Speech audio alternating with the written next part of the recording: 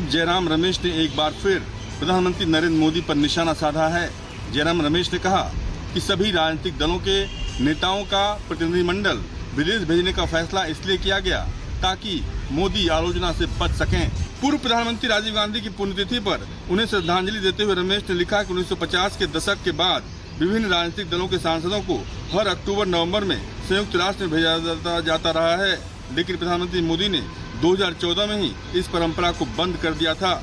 लेकिन अब जबकि वह हताश हैं, तो अचानक से उन्हें सभी पार्टियों के सांसदों की याद आई।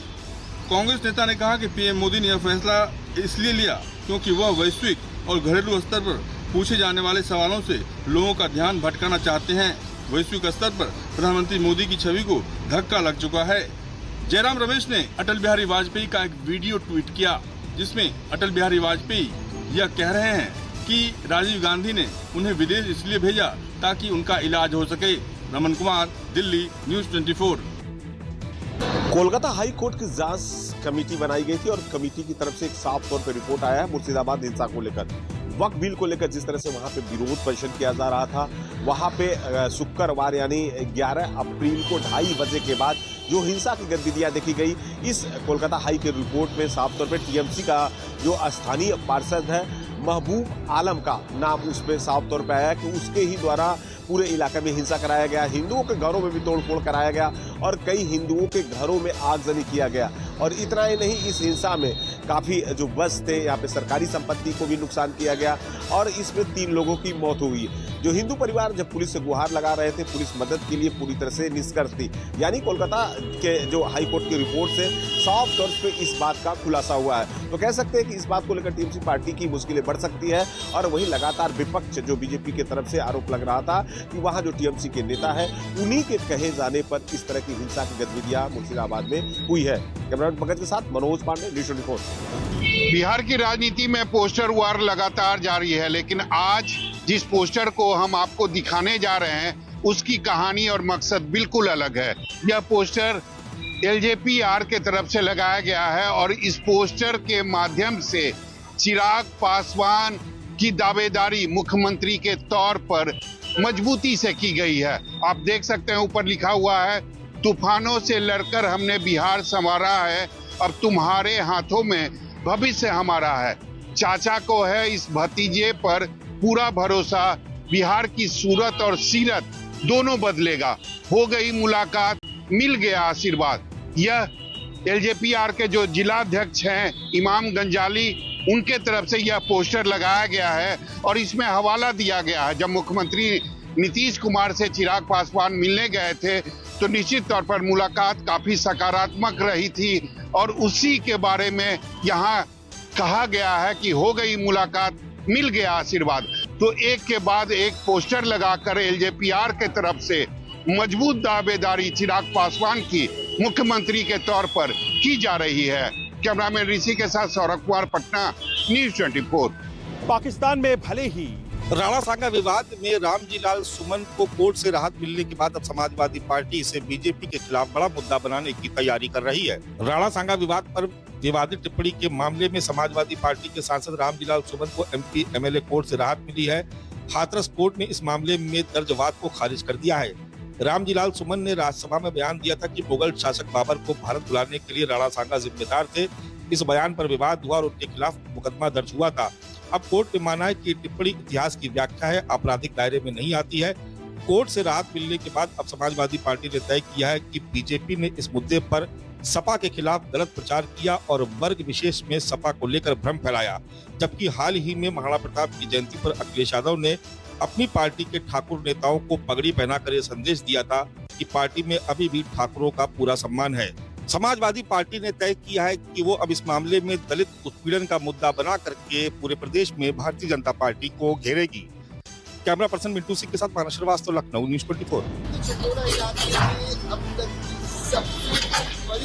अवैध निर्माण पर कार्रवाई महानगर पालिका द्वारा की जा रही है। इस वक्त हम मौजूद हैं चकोरा इलाके में और यहाँ पर सेकेंड फेज के दूसरे दिन की ड्राइव कल भी अवैध निर्माण पर बुलडोजर चला था और इस बार फिर से आज दूसरे दिन बुलडोजर चल रहा है। देख सकते हैं कि चंदोली इलाके में तमाम जो अवैध निर्माण किए गए थे सालों से, उन पर यह बुलडोजर चल रहा है। आपको बताएं कि ऐसे में पूरे इलाके में एक तरह से कहें तो खलबली मची हुई है। जिन लोगों ने अवैध निर्माण किया हुआ है उन सभी को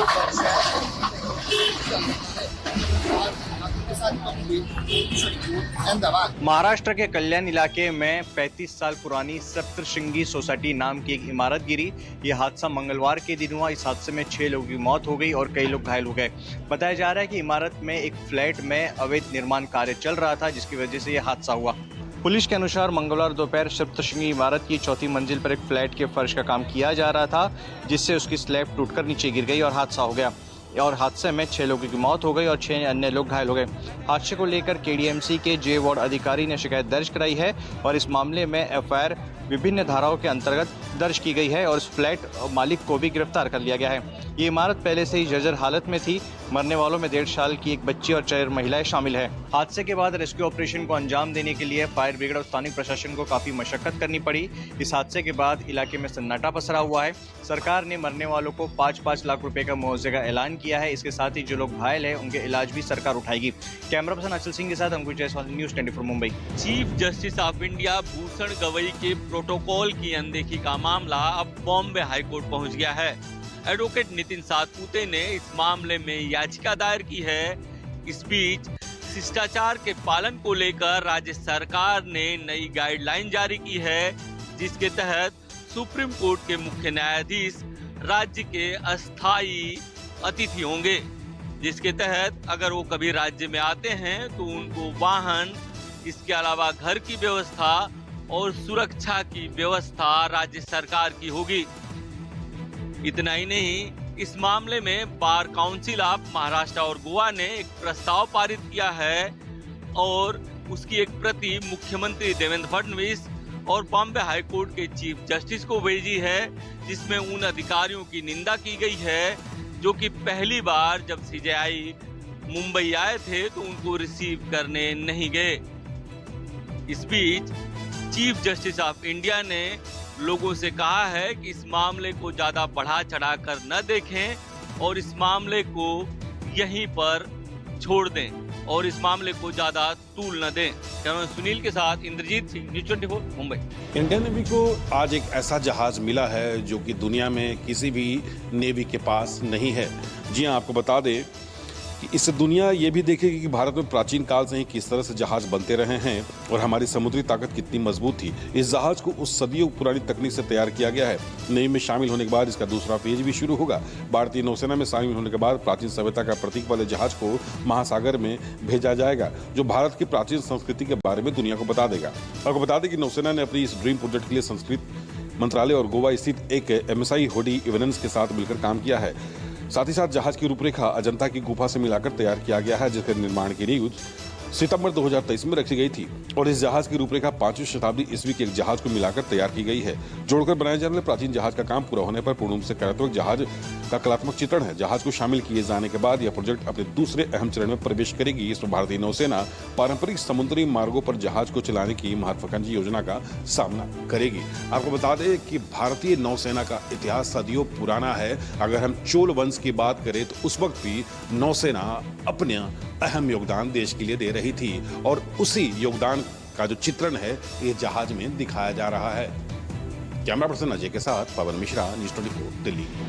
पाकिस्तान की ओर से जब भारतीय चौकियों के साथ साथ रिहायशी इलाकों को टारगेट किया जा रहा था तो कैसे सेना के बहादुर जवानों ने पाकिस्तान की उन पोस्टों को तबाह किया जिन पोस्टों से कायर पाकिस्तानी सैनिक जो हैं वो हमारी पोस्टों को रिहायशी इलाकों में गोले दाग रहे थे। हम इस समय मौजूद हैं भारत पाकिस्तान नियंत्रण रेखा के अखनूर सेक्टर में फॉरवर्ड पोस्ट के अंदर हम मौजूद है इस समय और तस्वीरों में आप देखिए कि ये है पाकिस्तान का शम का इलाका। ये वो इलाका है जो बदनाम था आतंकियों के लॉन्चिंग पैड के लिए, लेकिन लॉन्चिंग पैड भी पूरी तरह से सेना के बहादुर जवानों ने तबाह कर दिए। पाकिस्तान की पोस्टों को तबाह कर दिया, उन जगहों को पूरी तरह से निस्तानबूद कर दिया जिन जगहों से कायर पाकिस्तानी सैनिक जो हैं वो ड्रोन और मिसाइल अटैक करने की कोशिश कर रहे थे। तस्वीरों में आप देखिए कि न्यूज 24 बिल्कुल ही ग्राउंड जीरो पर मौजूद है। ये फॉरवर्ड पोस्ट है भारतीय सेना की और सामने का इलाका आप देखिए, ये शम का इलाका है और यहीं से कायर पाकिस्तानी सैनिक जो हैं वो लगातार गोलियां दाग रहे थे, गोले दाग रहे थे और यहां पर बेहद ज्यादा स्ट्राइक की हमारे जवानों ने। उन लॉन्च पैड को भी तबाह किया, पाकिस्तान की पोस्टों को भी तबाह किया। यहां से लगातार पाकिस्तानी सैनिक जो हैं अपनी नापाक हरकतों को अंजाम दे रहे थे। छत्तीसगढ़ में नक्सलियों के खिलाफ एक बड़ा ऑपरेशन हुआ। एनकाउंटर में 26 से ज्यादा नक्सली तो मारे गए, साथ ही एक जवान शहीद हुआ है। लेकिन इसी एनकाउंटर में सुप्रीम कमांडर बसव राजू, जो कि सुप्रीम कमांडर है, जो नक्सली ऑपरेशन, जो नक्सली संगठन का चीफ है, यानी जो पोलित ब्यूरो का सदस्य है, वो भी इसी एनकाउंटर में मारा गया है, जिस पर 1 करोड़ से ज़्यादा का इनाम जो घोषित हुआ था। आपको बता दें कि बसव राजू जो कि पूरा संगठन को ऑपरेट करता था और इसके ज़रिए मध्य प्रदेश के अलावा छत्तीसगढ़, आंध्र प्रदेश, उड़ीसा, झारखंड, महाराष्ट्र जैसे जगह जो संगठन में जो गतिविधियां हैं उसका संचालन करता था। नारायणपुर के अबुझमाड़ इलाके में जो डीआरजी के जवानों ने इस नक्सल ऑपरेशन के तहत उसे मार गिराया है। आपको बता दें कि नारायणपुर, दंतेवाड़ा और बीजापुर की बॉर्डर इलाके के अबुझमाड़ के जंगल में ये पूरा नक्सल ऑपरेशन हुआ, जिसकी जानकारी लगातार जो मुखबिरों के जरिए मिल रही थी डीआरजी को जवानों से। और 3 दिन से पूरा नक्सल ऑपरेशन चल रहा था और आज एक बड़ी सफलता डीआरजी के जवानों को मिली है। न सिर्फ नक्सलियों को मार गिराया बल्कि सुप्रीम कमांडर बसवा राजू को भी इसी नक्सली ऑपरेशन के तहत मार गिराया गया है। कैमरा पर्सन कमलेश व्यास के साथ विपिन श्रीवास्तव, न्यूज़ 24 छत्तीसगढ़। पहली बार आज हम आपको वो तस्वीरें दिखाने जा रहे हैं जो शायद आपने पहले कभी देखी। हम आपको पीओके का वो इलाका दिखाने जा रहे हैं। ये तस्वीरों में आप देखिए कि ये पीओके का इलाका है। पूरी तरह से यहाँ पर सन्नाटा पसरा हुआ है। सामने आपको पाकिस्तान की पोस्ट दिख रही है। ये इकलौती पोस्ट जो है वो बची इसलिए है क्योंकि इस पोस्ट से पाकिस्तानी सैनिकों ने फायर नहीं किया, लेकिन बाकी जिन जिन पोस्टों से पाकिस्तानी सैनिकों ने फायर किया उन्हें तबाह कर दिया। आप देखिए कि पीओके में आपको कुछ घर भी दिखाई दे रहे हैं। कहने को ये घर हैं, लेकिन यही होते हैं आतंकियों के लॉन्चिंग पैड। आतंकी यहाँ रुकते हैं ताकि जब मौका मिले वो भारतीय सीमा में घुसपैठ कर सकें। आप देखिए कि पीओके के इलाके को तस्वीरों में यहाँ पर किसी तरह की कोई भी मूवमेंट नहीं दिख रही है, क्योंकि कायर पाकिस्तानी सैनिक जो हैं वो भाग निकले हैं अपनी पोस्टों को छोड़कर जो बचे हुए हैं। और आप देखिए कि पूरी तरह से यहाँ पर सन्नाटा पसरा हुआ है। यहाँ पर आप इस इलाके को देखिए कि ये वही इलाका था जो बदनाम था आतंकियों की मूवमेंट के लिए, लेकिन अब इलाके में पूरी तरह से शांति है क्योंकि पूरा इलाका तबाह हो गया है। तमाम इलाके को हमारे जवानों ने मिट्टी में मिला। कैमरामैन सुमित के साथ पंकज शर्मा, न्यूज़ 24 LOC पुंछ। राजस्थान में अंतर से भारतीय जनता पार्टी के विधायक कंवरलाल मीणा ने आखिरकार आज नाटकीय घटनाक्रम के बीच में कोर्ट में सरेंडर कर दिया। उन्हें निचली अदालत ने 3 साल तक की सजा सुनाई थी और हाई कोर्ट से लेकर सुप्रीम कोर्ट तक भी उनकी तमाम दलीलों को खारिज करते हुए उनकी सजा को बरकरार रखा गया। ऐसे में आज कोर्ट के सामने सरेंडर करने की आखिरी तारीख थी और आज सुबह अपने समर्थकों के साथ अंता के विधायक कंवरलाल मीणा कोर्ट में पहुंच गए और उन्होंने सरेंडर कर दिया, जिसके बाद उन्हें अकलेरा जेल में भेज दिया गया। दरअसल 20 साल पुराने एक मामले में एसडीएम पर तमंचा तानने के आरोप में कंवरलाल मीणा को 3 साल की सजा मिली है। उसके बाद लगातार वे इस सजा को कम कराने की अपनी ओर से पूरी कोशिश कर रहे थे, लेकिन सुप्रीम कोर्ट तक में भी उन्हें राहत नहीं मिली है। कंवरलाल मीणा के सरेंडर करने के बाद अब सबसे बड़ा सवाल यह है कि राजस्थान विधानसभा अध्यक्ष वासुदेव देवनानी कितनी जल्दी जनप्रतिनिधित्व कानून के तहत उन्हें विधानसभा की सदस्यता के अयोग्य ठहराने का फैसला लेते हैं। इसे लेकर राजस्थान में राजनीति भी जोरदार गरमाई हुई है। श्रीवत्सन, जयपुर, न्यूज़ 24। मानसून पूर्व बारिश का असर मराठवाड़ा हो, कोकण हो और विदर्भ हो, इन इलाकों में ज्यादा देखने को मिला है। कई हजारों हेक्टेयर की फसल वहां पर बर्बाद हो चुकी है। कल मुंबई के कुछ इलाकों में भी भारी बारिश देखने को मिली।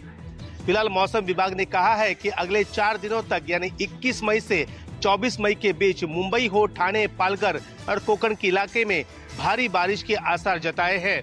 अरब महासागर में कम दबाव का क्षेत्र निर्माण होने से ये भारी बारिश होने के आसार जताए जा रहे हैं। महाराष्ट्र के मुख्यमंत्री देवेंद्र फडणवीस ने भी ट्वीट कर मछुआरों से कहा है कि वो समंदर में अगले 4 दिनों तक न जाए। फिलहाल एनडीआरएफ की 3 टुकड़ियों को मुंबई में तैनात कर दिया गया है।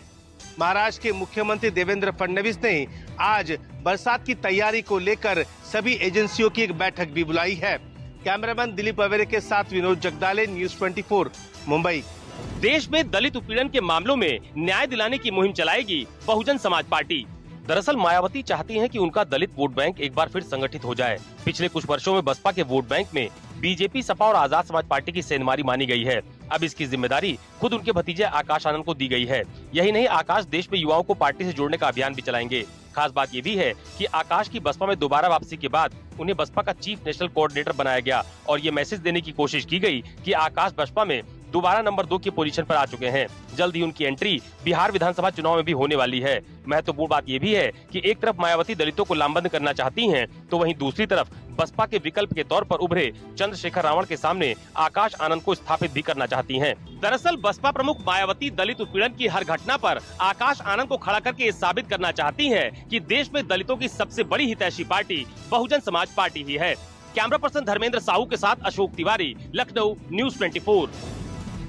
ऑपरेशन सिंदूर और पाकिस्तान प्रायोजित आतंकवाद की पोल खोलने के लिए भारत के द्वारा बनाया गया 60 डेलीगेशन में से अब जो डेलीगेशंस हैं वो धीरे धीरे अपने गंतव्य की ओर रवाना हो रहे हैं। मकसद ये है कि विदेशों में जाकर दुनिया के तमाम देशों में जो उन्हें बताया गया है कि किन किन देशों में उन्हें जाना है, वहाँ जाकर पाकिस्तान की वो पोल खोलेंगे। सबूत सहित सांसदों को डोजियर भी उपलब्ध कराया गया है जिसमें पाकिस्तान के सारे नापाक कारनामे दर्ज हैं। लेकिन इस बीच देश में राजनीति भी शुरू हो गई है। कांग्रेस के वरिष्ठ नेता जयराम रमेश ने दावा किया है कि प्रधानमंत्री मोदी ने सभी दलों के सांसदों को विदेश भेजने के फैसले के बारे में इसलिए सोचा ताकि वह उन कठिन सवालों का जवाब देने से बच जाएं जिसके लिए उन्हें वहां बुलाया जा रहा है। रमेश, वैश्विक स्तर पर प्रधानमंत्री मोदी की छवि खराब हो चुकी है और उसी को सुधारने के लिए प्रधानमंत्री ने ये कदम उठाया है। हालांकि पलटवार करते हुए बीजेपी की तरफ से सांसद और प्रवक्ता सुधांशु त्रिवेदी ने कहा कि ये पुराना नियम चला आ रहा है कि इस तरह की कोई घटना होती है तो हम वहाँ अपने देश के सांसदों को भेजते हैं ताकि वो भारत के बुलंद आवाज़ की तरह वहाँ जाकर भारत की जो असलियत है इस पूरे मुद्दे पे, पाकिस्तान का जो एक नकाब है उसको हटाने का प्रयास कर सके। कैमरामैन रफीक के साथ कुमार गौरव, न्यूज़ 24 दिल्ली।